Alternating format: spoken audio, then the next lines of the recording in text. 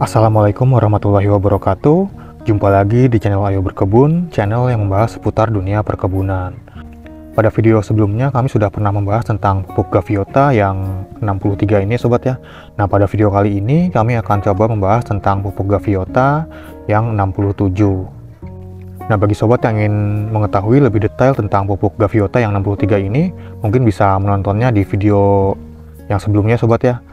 Ini linknya akan kami lampirkan di pojok video ini. Nah, pada video kali ini yang akan kita bahas adalah pupuk Gaviota yang 67 ini. Nah, seperti apa pupuk Gaviota 67 ini? Apa saja kandungannya, fungsinya, dosis, serta cara penggunaannya? Langsung saja kita coba bahas ya sobat ya. Nah, di sini ada keterangannya, foliar fertilizer.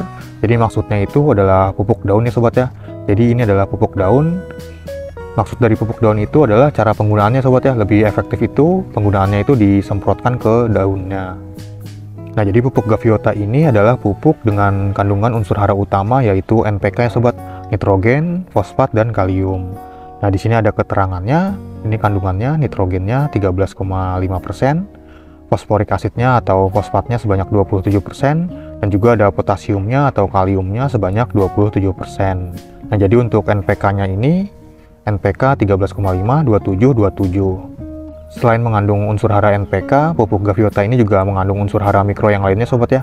Nanti akan kita bahas di balik kemasan ini ada keterangannya. Nah, sekarang kita coba bahas dulu ya sobat fungsi dari pupuk NPK ini. Yang pertama yaitu nitrogen, fungsinya yaitu memperkuat dan memperkokoh tanaman serta daun berwarna hijau tua. Produksi pigmen hijau atau klorofil yang membuat tanaman lebih hijau. Merangsang pertumbuhan vegetatif, berfungsi untuk sintesa amino dan protein. Kemudian untuk fosfor, fungsinya yaitu membantu produksi dan transportasi gula, lemak, dan protein. Penting untuk perkembangan akar dan pembungaan. Berperan penting untuk fotosintesis, diperlukan sebagai fungsi normal dari membran sel. Kemudian fungsi kalium yaitu meningkatkan kualitas panen, lebih manis, lebih besar, dan lebih mengkilat.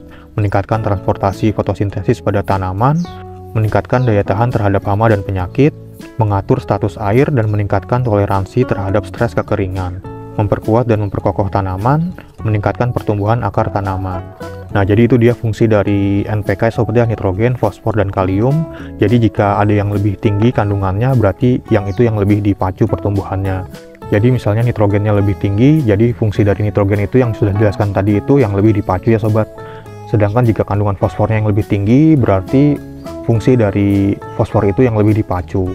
Begitu juga dengan kalium ya sobat ya, jika kaliumnya yang lebih tinggi kandungannya, berarti fungsi dari unsur hara kalium itu yang lebih dipacu. Nah, jadi untuk pupuk Gaviota yang 67 ini, kandungan P dan K-nya itu, atau fosfat dan kaliumnya itu lebih tinggi ya sobat ya, yaitu sebanyak 27%, sama 27% juga untuk kaliumnya.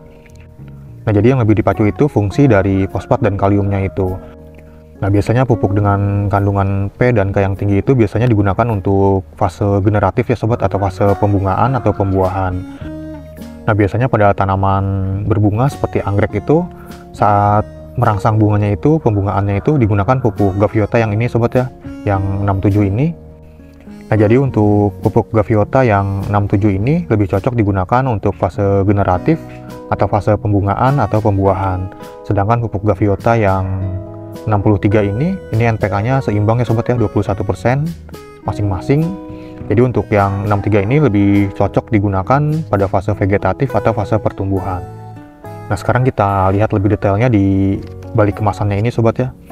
Nah, di sini ada keterangannya, ada komposisi lebih lengkapnya sobat ya. Jadi total nitrogennya itu 13,5%, yang terdiri dari beberapa unsur nitrogen di sini, bisa sobat lihat ini. Kemudian ada fosfatnya sebanyak 27%, ada potasium atau kaliumnya 27% juga, seperti yang di kemasan depannya tadi. Selain itu juga mengandung unsur hara mikro lainnya sobat ya. Di sini ada boron sebanyak 0,01%, molibdenumnya 0,01%, magnesiumnya 0,020%, ada mangannya 0,01%, ada besi atau Fe-nya ini sebanyak 0,02%. Ada kuper atau tembaga di sini sebanyak 0,01%, ada zinknya 0,01%, dan dilengkapi juga dengan vitamin B1 sebanyak 0,00055%. Nah, jadi kenapa angka-angkanya di sini sedikit ya sobat ya, kecil ini untuk kandungannya. Jadi unsur hara mikro itu adalah unsur hara yang dibutuhkan tanaman, tapi dalam jumlah yang sedikit. Nah, jadi tidak heran jika kandungannya itu sangat sedikit ya sobat di sini. Nah, sekarang kita lihat keterangan di atasnya ini.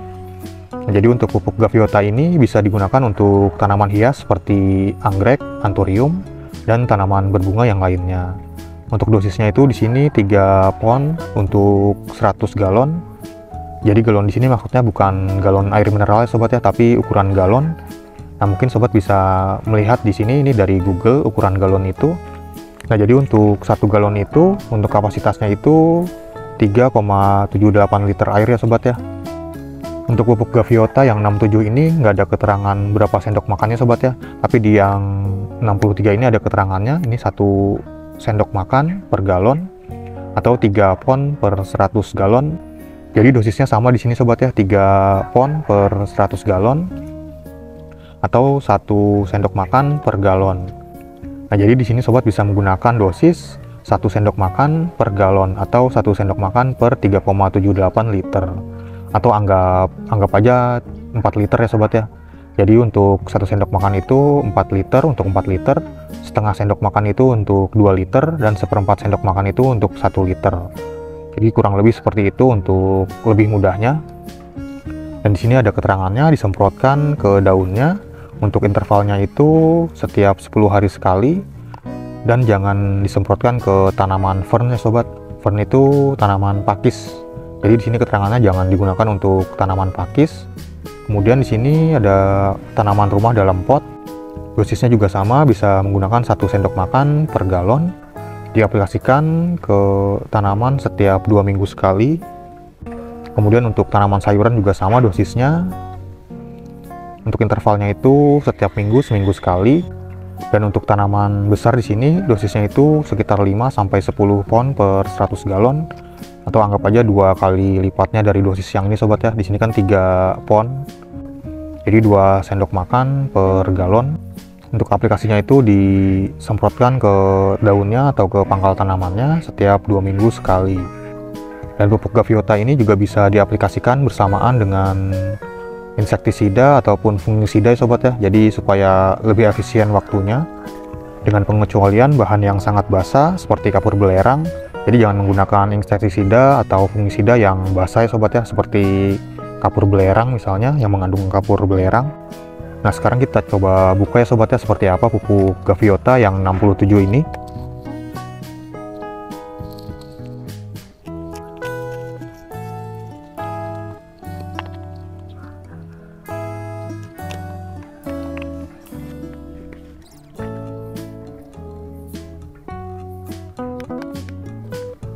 Nah, dia bentuknya kristal seperti ini, berwarna hijau muda. Ini warnanya agak lebih hijau dibandingkan dengan yang 63 sobat ya, yang gaviota 63 itu. Dan ini sangat mudah larut dalam air ya sobat ya. Nah, sekarang kita coba praktekkan ya sobat ya, bagaimana cara penggunaan dari pupuk gaviota yang 67 ini. Nah, di sini ada sprayer dengan kapasitas tabung semprot sebanyak 1 liter. Jadi kita bisa menggunakan sekitar 1/4 sendok makan untuk 1 liter air. Atau kalau dihitung-hitung itu sekitar 3,5 gram per liter air ya sobat ya. Jadi anggap aja ini 1/4 sendok makan ya sobat, kita masukkan ke tabungnya seperti ini.